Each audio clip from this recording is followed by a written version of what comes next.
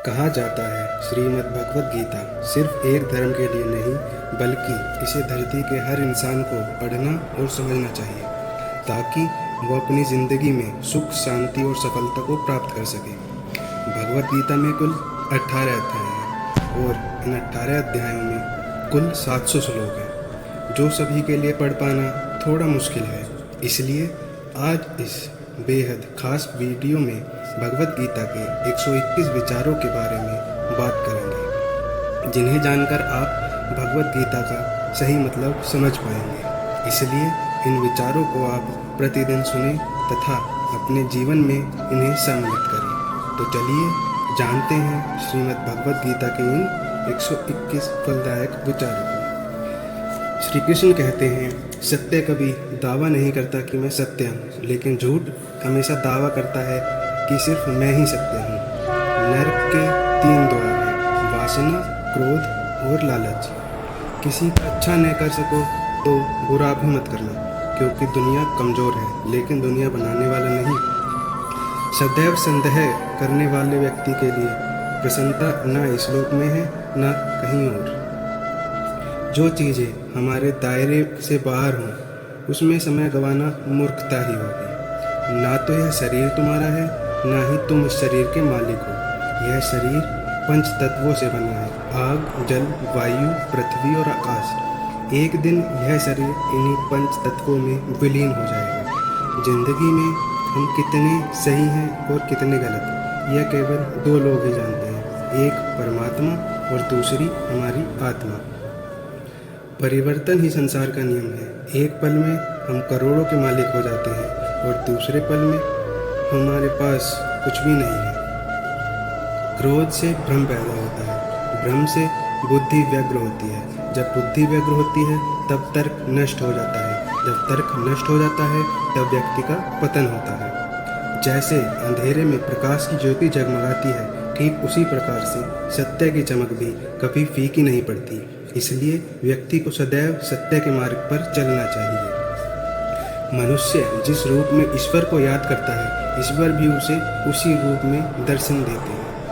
अपने आप को भगवान के प्रति समर्पित कर दो, यही सबसे बड़ा सहारा है। जो कोई भी इस सहारे को पहचान गया वह निडर, चिंता और दुखों से आज़ाद रहता है। इंद्रियों की दुनिया में कल्पना सुखों की प्रथम शुरुआत है और अंत भी जो दुख को जन्म देता है। मन की गतिविधियों, होश, श्वास और भावनाओं के माध्यम से भगवान की शक्ति सदा तुम्हारे साथ है और लगातार तुम्हें बस एक ही साधन की तरह प्रयोग करके सभी कार्य कर रही है। बुरे कर्म करने वाले सबसे नीच व्यक्ति जो राक्षसी प्रवृत्ति से जुड़े हुए हैं और जिनकी बुद्धि माया ने हर ली है, वो मेरी पूजा या मुझे पाने का प्रयास नहीं करते हैं। बुद्धि को अपनी चेतना को एकजुट करना चाहिए और फल के लिए इच्छा छोड़ देनी चाहिए। सज्जन व्यक्ति को सदैव अच्छा व्यवहार करना चाहिए, क्योंकि इन्हीं के पद चिन्हों पर सामान्य व्यक्ति अपने रास्ता चुनते हैं। निर्माण केवल पहले से मौजूद चीज़ों का प्रेक्षण है। अपने अनिवार्य कार्य करो, क्योंकि वास्तव में कार्य करना निष्क्रियता से बेहतर है। श्री कृष्ण कहते हैं, इस संपूर्ण संसार में कोई भी व्यक्ति महान नहीं जन्म होता, बल्कि उसके कर्म उसे महान बनाते हैं। गीता में कहा गया है, कोई भी अपने कर्म से भाग नहीं सकता, कर्म का फल तो भुगतना ही पड़ता है। अपने कर्म का पालन करो, क्योंकि वास्तव में कर्म अकर्म से बेहतर है। सही कर्म वह नहीं है जिनके परिणाम हमेशा सही हो, अपितु सही कर्म वह हैं जिनका उद्देश्य कभी गलत नहीं।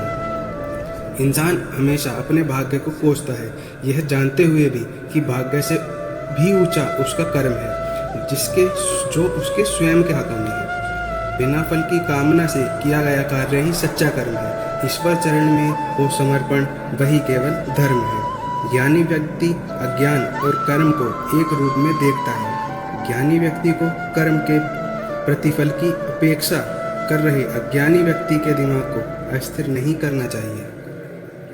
अप्राकृतिक कर्म बहुत तनाव पैदा करता है। किसी और का काम पूर्णता से करने से कहीं अच्छा है कि अपना काम करें, भले ही उसे पूर्णता से करना पड़े। अच्छे कर्म करने के बावजूद भी लोग केवल आपकी बुराइयां ही याद रखेंगे। इसलिए लोग क्या कहते हैं इस पर ध्यान मत दो, तुम अपना कर्म करते रहो। कर्म उसे नहीं बांधता जिसने काम का त्याग कर दिया हो। जन्म लेने वाले व्यक्ति के लिए मृत्यु उतनी ही निश्चय है जितना कि मृत होने वाले के लिए जन्म लेना। इसलिए जो अपरिहार्य है उस पर शोक मत करो। आत्मा किसी काल में भी ना जन्मता है और न मरता है, और न यह एक बार होकर फिर अभाव रूप होने वाला है। आत्मा अजन्म, नित्य, स्वस्थ और पुरातन है। शरीर के नाश होने पर भी इसका नाश नहीं होता है। जैसे मनुष्य जीवण वस्तुओं को त्याग कर दूसरे नए वस्तुओं को धारण करता है, वैसे ही आत्मा पुराने शरीर को त्याग कर दूसरे नए शरीर को प्राप्त करती है। जो आत्मा को मारने वाला समझता है और जो इसको मरा समझता है, वे दोनों ही जानते हैं, क्योंकि यह आत्मा न मरती है और न मारी जा सकती है। वह जो मृत्यु के समय मुझे स्मरण करते हुए अपना शरीर त्यागते हैं, वह मेरे धाम को प्राप्त होते हैं, इसमें कोई संशय नहीं है। लोग आपके अपमान के बारे में हमेशा बात करेंगे। सम्मानित व्यक्ति के लिए अपमान मृत्यु से बदतर होता है। वह जो इस ज्ञान में विश्वास नहीं रखता, मुझे प्राप्त किए बिना जन्म और मृत्यु के चक्र का अनुगमन करते हैं। मैं ऊष्मा देता हूँ, मैं वर्षा करता हूँ और रोकता भी हूँ, मैं अमृत भी हूँ और मृत्यु भी हूँ। श्री कृष्ण कहते हैं, व्यक्ति जो चाहे बन सकता है यदि वह विश्वास के साथ इच्छित वस्तु पर लगातार चिंतन करे। जब वे अपने कार्यों में आनंद खोज लेते हैं, तब वे पूर्णता प्राप्त करते हैं। याद रखना, अगर बुरे लोग सिर्फ समझाने से समझ जाते तो बांसुरी बजाने वाला भी कभी महाभारत होने नहीं देता। जो बीत गया उस पर दुख क्यों करना, और जो है उस पर अहंकार क्यों करना, और जो आने वाला है उसका मोह क्या करना। हमारी व्यर्थ की चिंता और मन का भय एक ऐसा रोग है जिससे हमारी आत्मीय शक्ति बिखर जाती है। हर व्यक्ति का विश्वास उसकी प्रकृति के अनुसार होता है। जो इंसान किसी की कमी को पूरा कर सकता है, वो सही अर्थ में महान होता है। जो हुआ वह अच्छे के लिए हुआ, और जो हो रहा है वह भी अच्छे के लिए ही हो रहा है, और जो होगा वह भी अच्छे के लिए ही होगा। हे पार्थ, मैंने और तुमने अपने कर्तव्यों को निभाने के लिए धरती पर कई अवतार लिए, लेकिन मुझे याद है और तुम्हें याद नहीं। मेरे लिए न कोई घृणित है और न कोई प्रिय है, किंतु जो व्यक्ति भक्ति के साथ मेरी पूजा करते हैं वो मेरे साथ हैं और मैं उनके साथ हूँ। श्री कृष्ण कहते हैं, मनुष्य अपने हृदय से जो दान कर सकता है वो अपने हाथों से नहीं कर सकता, और मौन रहकर जो कुछ वो कह सकता है वो शब्दों से नहीं कह सकता। प्रत्येक बुद्धिमान व्यक्ति को क्रोध और लोभ त्याग देना चाहिए, क्योंकि इससे आत्मा का पतन होता है। मैं उन्हें ज्ञान देता हूँ जो सदा मुझसे जुड़े रहते हैं और जो मुझ में प्रेम करते हैं। मैं सभी प्राणियों को सामान्य रूप से देखता हूँ, ना कोई मुझे कम प्रिय है और न अधिक, लेकिन जो मेरी प्रेम पूर्वक आराधना करते हैं वो मेरे भीतर रहते हैं और मैं उनके जीवन में आता जरूर हूँ। सब धर्मों का परित्याग करके तुम एक मेरी ही शरण में आओ, मैं तुम्हें समस्त पापों से मुक्त कर दूंगा। तुम शोक मत करो। प्रबुद्ध व्यक्ति सिवाय ईश्वर के किसी और पर निर्भर नहीं करता। मेरी कृपा से कोई सभी कर्तव्यों का निर्वाह करते हुए भी बस मेरी शरण में आकर अनंत अविनाशी निवास को प्राप्त करता है। हे अर्जुन, केवल भाग्यशाली योद्धा ही ऐसा युद्ध लड़ने का अवसर पाते हैं जो स्वर्ग के द्वार के समान होता है। भगवान प्रत्येक वस्तु में है और सबके ऊपर भी। मुक्ति का मुख्य द्वार केवल भगवत भक्ति ही है, जिसे सभी को स्वीकार करना चाहिए। श्री कृष्ण कहते हैं, ईश्वर ने हमें जो कुछ भी दिया है वही हमारे लिए पर्याप्त है, और यही एक अटल सत्य है। संयम, सदाचार, स्नेह एवं सेवा से ये गुण सत्संग के बिना नहीं आते हैं। बुद्धिमान व्यक्ति कामुक सुख में आनंद नहीं लेता। वह व्यक्ति जो सभी इच्छाएं त्याग देता है और मैं और मेरा की लालसा और भावनाओं से मुक्त हो जाता है, उसे अपार शांति की प्राप्ति होती है। जो व्यक्ति आध्यात्मिक जागरूकता के शिखर पर पहुंच चुके हैं, उनका मार्ग है निस्वार्थ कर्म। जो भगवान के साथ संयोजित हो चुके हैं, उनका मार्ग है स्थिरता और शांति। जो मन को नियंत्रित नहीं करते हैं, उनके लिए वह शत्रु के समान कार्य करता है। मन अवश्य ही चंचल होता है, लेकिन उसे अभ्यास और वैराग्य के माध्यम से वश में लाया जा सकता है। जो लोग परमात्मा को पाना चाहते हैं, वे ब्रह्मचर्य का पालन करते हैं। जो कार्य में निष्क्रियता और निष्क्रियता में कार्य देखता है, वह एक बुद्धिमान व्यक्ति है। मैं धरती की मधुर सुगंध हूँ, मैं अग्नि की ऊष्मा हूँ, सभी जीवित प्राणियों का जीवन और न्यासियों का आत्मसंयम हूँ। तुम्हें उसने के लिए शोक करते हो जो शोक करने के योग्य नहीं है, और फिर भी ज्ञान की बातें करते हो। बुद्धिमान व्यक्ति न जीवित और न ही मृत व्यक्ति के लिए शोक करते हैं। कभी ऐसा समय नहीं था जब मैं, तुम या ये राजा महाराजा अस्तित्व में नहीं थे, ना ही भविष्य में कभी ऐसा होगा कि हमारा अस्तित्व समाप्त होगा। हे अर्जुन, हम दोनों में कई जन्म लिए हैं, मुझे याद है परंतु तुम्हें याद नहीं। हे अर्जुन, वह जो वास्तविकता में मेरे उत्कृष्ट जन्म और गतिविधियों को समझता है, वह शरीर त्यागने के बाद पुनः जन्म नहीं लेता और मेरे धाम को प्राप्त करता है। अपने परम भक्तों को जो हमेशा मेरी शरण या एक चित्त मन से मेरी पूजा करते हैं, मैं व्यक्तिगत रूप से उनके कल्याण का उत्तरदायित्व लेता हूँ। श्री कृष्ण कहते हैं, कर्म योग्य वास्तव में एक परम रहस्य है। जो मनुष्य अपने कर्म को नियंत्रित नहीं कर पाता, उसका मन उसके लिए शत्रु के समान कार्य करता है। आत्मज्ञान की तलवार से काटकर अपने हृदय से अज्ञानता के संदेह की अलग कर दो। अनुशासित रहो, उठो, माफ़ करना और शांत रहना सीखिए। ऐसी ताकत बन जाओगे कि पहाड़ भी रास्ता देंगे। ईश्वर की शक्ति मनुष्य के होश, भावनाएं और मन की गतिविधियों के माध्यम से सदा उसके साथ रहती है। बुद्धिमान व्यक्ति को समाज कल्याण के बिना आसक्ति के काम करना चाहिए।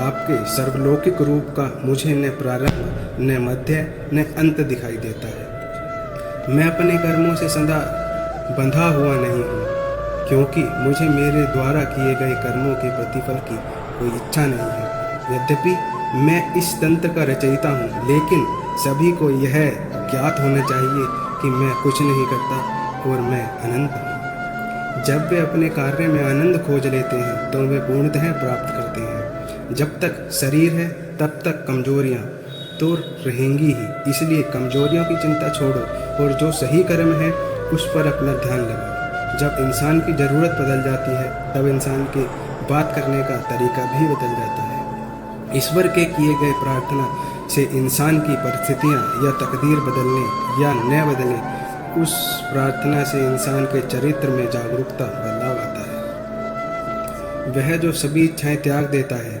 और मैं और मेरा की लालसा और भावनाओं से मुक्त हो जाता है, उसे शांति प्राप्त होती है। इंसान को जीवन में अपने इच्छाओं के अनुरूप जीने के लिए कानून की आवश्यकता होती है, वरना हर इंसान की परिस्थितियां तो हमेशा विपरीत ही होती हैं। इस जीवन में ना कुछ होता है, ना व्यर्थ है। जीवन न तो भविष्य है, न अतीत में है। जीवन तो बस इस पल में ही है। जो इस लोक में अपने काम की सफलता की कामना रखते हैं, वे देवताओं का पूजन करते हैं। जिस मनुष्य के अंदर ज्ञान की कमी और ईश्वर में श्रद्धा नहीं होती, वे मनुष्य जीवन में कभी भी आनंद और सफलता को प्राप्त नहीं करते। इस संसार में हम खाली हाथ आए थे और खाली हाथ ही जाएंगे। जो आज हमारा है, वह कल किसी और का होगा। इसलिए हम अपने जीवन में जो भी करते हैं, उसे पूरी श्रद्धा के साथ अपने इष्ट देवता को अर्पण कर देना चाहिए। हे अर्जुन, तुम्हारा क्या गया जो तुम रोते हो? तुम क्या लाए थे जो तुमने खो दिया? तुमने क्या पैदा किया था जो नष्ट हो गया? तुमने जो लिया यहीं से लिया, जो दिया यहीं पर दिया। जो आज तुम्हारा है, कल किसी और का होगा, क्योंकि परिवर्तन ही संसार का नियम है। जो कोई भी जिस किसी भी देवता की पूजा में विश्वास करने के साथ इच्छा रखते हैं, मैं उनका विश्वास उसी देवता में दृढ़ कर देता हूँ। हे अर्जुन, मैं भूत, वर्तमान और भविष्य के सभी प्राणियों को जानता हूँ। किसी वास्तविकता में कोई मुझे नहीं जानता। स्वर्ग प्राप्त करने और वहाँ कई वर्षों तक वास करने के पश्चात एक असफल योगी का पुनः एक पवित्र और समृद्ध कुटुंब में जन्म होता है। जब इंसान अपने कर्म में आनंद खोजता है, ज़्यादा खुश होने पर और ज़्यादा दुखी होने पर निर्णय नहीं लेना चाहिए, क्योंकि यह दोनों परिस्थितियाँ आपको सही निर्णय नहीं लेने देती हैं। मनुष्य को जीवन की चुनौतियों से भागना नहीं चाहिए और न ही भाग्य और ईश्वर की इच्छा जैसे बहानों का प्रयोग करना चाहिए। उसे मत डरो जो वास्तविक नहीं है, न कभी था न कभी होगा। जो वास्तविक है वो हमेशा था और उसे कभी नष्ट नहीं किया जा सकता। जो व्यवहार आपको दूसरों से पसंद न हो ऐसा व्यवहार आप दूसरों के साथ भी न करें। केवल मन ही किसी का मित्र है और शत्रु है। जिस मनुष्य के पास सब्र की ताकत है, उस मनुष्य की ताकत का कोई मुकाबला नहीं कर सकता। मैं सभी प्राणियों के हृदय में विद्यमान हूँ। मेरा तेरा छोटा बड़ा अपना पराया मन से मिटा दो, फिर सब तुम्हारा है और तुम सबके हो। किसी भी व्यक्ति को न तो समय से पहले और न ही भाग्य से अधिक कुछ मिलता है, लेकिन उसे सदैव पाने के लिए प्रयत्नशील रहना चाहिए। इतिहास कहता है कि कल सुख था, विज्ञान कहता है कि कल सुख होगा, लेकिन धर्म कहता है अगर मन सच्चा है और दिल अच्छा है तो हर रोज सुख होगा। मनुष्य को परिणाम की चिंता किए बिना लोभ, लालच और निस्वार्थ और निष्पक्ष होकर अपने कर्तव्यों का पालन करना चाहिए। मानव कल्याण ही भगवत गीता का प्रमुख उद्देश्य है। इसलिए मनुष्य को अपने कर्तव्यों का पालन करते समय मानव कल्याण को प्राथमिकता देनी चाहिए। लोग आपके अपमान के बारे में हमेशा बात करेंगे। सम्मानित व्यक्ति के लिए अपमान मृत्यु से बदतर होता है। ऐसा कुछ भी नहीं चेतना या अचेतन्य जो मेरे बिना अस्तित्व में रह सके। मन अशांत है और उसे नियंत्रित करना कठिन है, लेकिन अभ्यास से इसे वश में किया जा सकता है। चुप रहने से बड़ा कोई जवाब नहीं और माफ़ कर देने से बड़ी कोई सजा नहीं। मनुष्य अपने विश्वास से निर्मित होता है। जैसा वो विश्वास करता है वैसा वो बन जाता है। प्रबुद्ध व्यक्ति के लिए गंदगी का ढेर, पत्थर और सोना कभी समान नहीं है। जब जब इस धरती पर पाप, अहंकार और अधर्म बढ़ेगा तो उसका विनाश कर पुनः धर्म की स्थापना करने हेतु मैं अवश्य अवतार लूँगा। जिस प्रकार से प्रकृति मौसम में बदलाव आता है, ठीक उसी प्रकार से जीवन में भी सुख दुख आता रहता है। वह कभी स्थायी नहीं रहता है। मनुष्य इस पृथ्वी पर ज्ञान प्राप्त करने के लिए आया है। जो ज्ञान प्राप्त नहीं करता वह मृत के समान है। तो इस प्रकार थे श्रीमद् भगवत गीता के कुछ विचार, जिनको आपके समक्ष प्रस्तुत करने का प्रयास किया गया है। आशा है इन सभी विचारों की आपके जीवन में एक महत्वपूर्ण योगदान रहेगा। तो चलिए मिलते हैं नेक्स्ट वीडियो में इसी प्रकार के कुछ प्रमुख तथ्यों के साथ। धन्यवाद।